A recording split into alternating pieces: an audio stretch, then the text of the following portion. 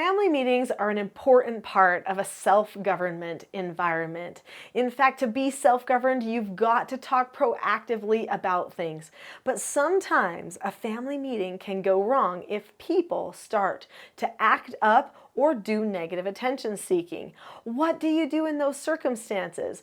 I'm Nicholeen Peck, and I teach parenting and good communication all over the world through the lens of the principle self-government. And in this video, we're talking about how to motivate good behaviors in a family meeting.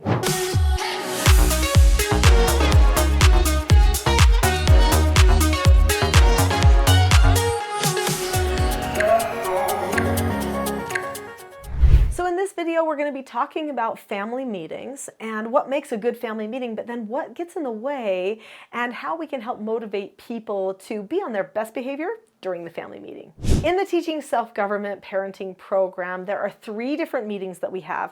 And so if you've taken the TSG parenting course already, you will know that these meetings are important. These are the times where the family discusses the relationships, the goals for the family, they solve problems together as a group. The main meeting of these 3 meetings is what we call the family meeting. And this right here is a family meeting journal. You can get this at teachingselfgovernment.com. This is a place where you can record your family meetings so you have them as a family history. So let's talk a little bit about this family meeting.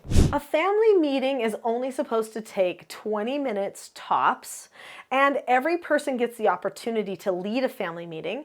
In a family meeting, we discuss announcements and we have topics for discussion, and there's a certain process that we go through to discuss the topics in a productive, healthy way of problem solving for the family. However, sometimes there are people who do not want to use the skills and the process that is outlined in the Teaching Self-Government type of communication and that is supposed to be for the family meeting. So what do you do when a person is whining, complaining, or maybe arguing during a family meeting? Well, one thing is you do not take time from the family meeting to spend on helping a person solve their own emotional problem at the time. If at all possible, you tell the person that you will handle this problem and discuss it with them after the family meeting is done.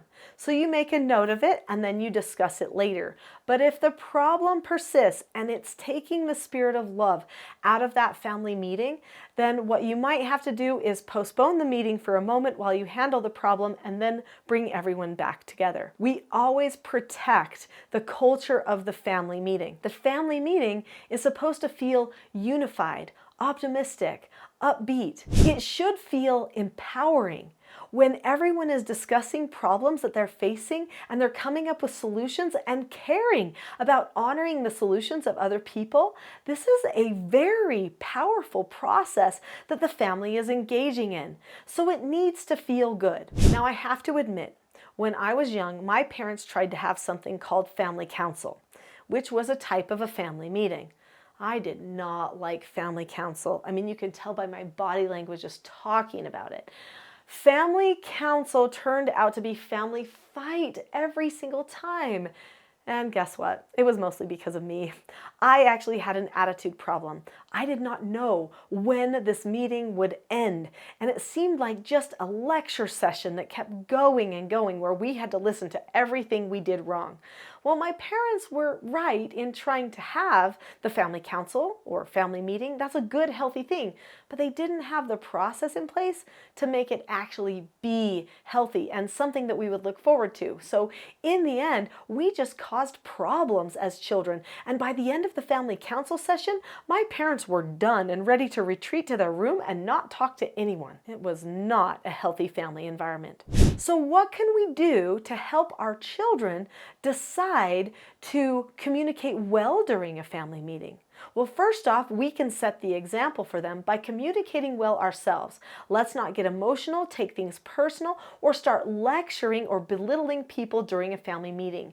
We shouldn't be pointing fingers about people, literally or even metaphorically. It's not necessary. There are a lot of guidelines for running a really great family meeting in the TSG parenting course, which you can find at teachingselfgovernment.com. In fact, I highly recommend to get the full actual training if you don't have it, because during a family meeting, everyone is going to be needing to utilize the 4 basic skills, and you might need some of those correction skills and pre-teaching skills as well. So what should we do to have a really healthy, productive family meeting? Well, we start with pre-teaching. Everyone in the family meeting needs to know the purpose of the family meeting.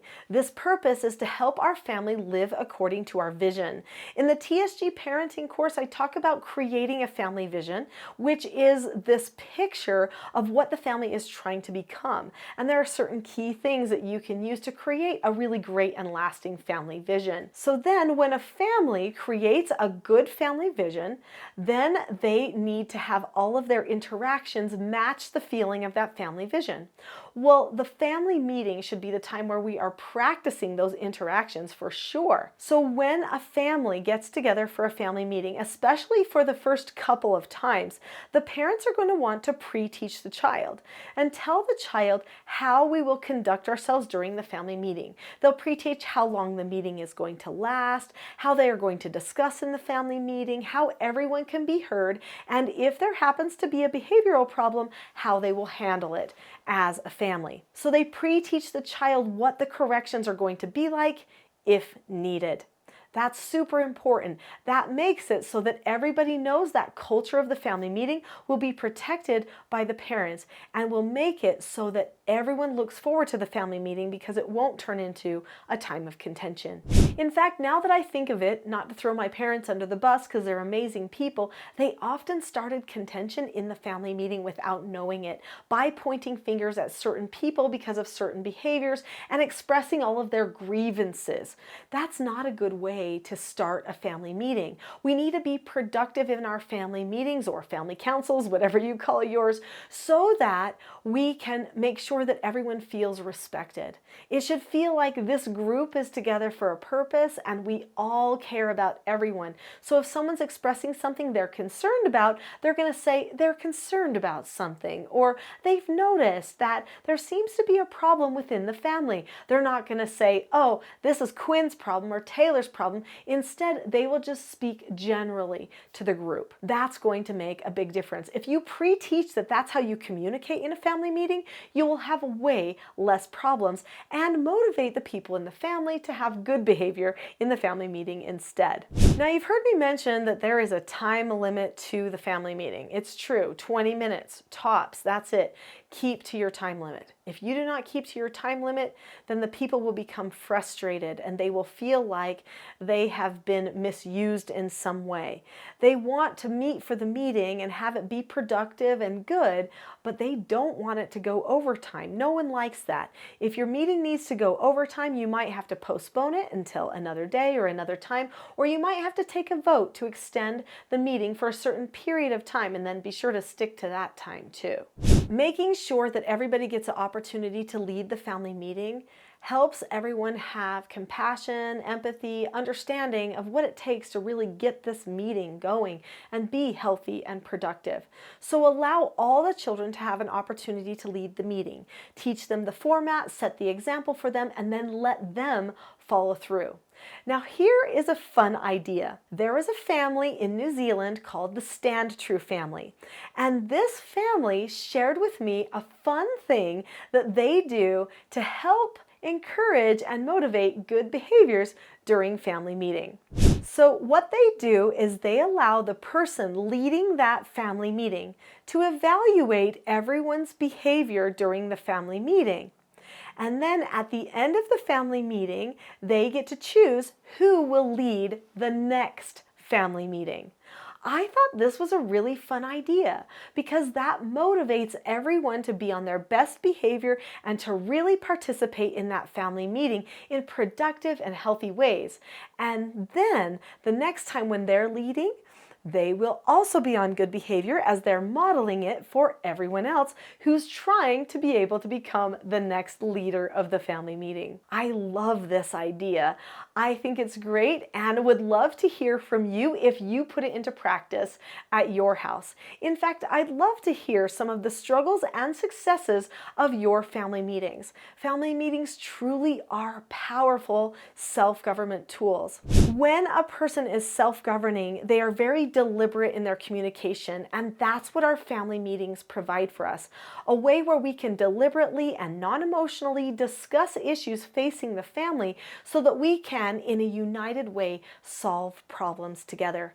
Of course, there are more skills that are associated with the family meeting, things like accepting no answers because we don't get our way all the time in a family meeting, or maybe accepting consequences when we do need to be corrected during a family meeting. Those types of skills also need to be taught and can be taught if the family learns the full Teaching Self-Government program. The way to learn the full TSG program is to go to teachingselfgovernment.com and to find the TSG parenting course in the store. I hope that I will see you there.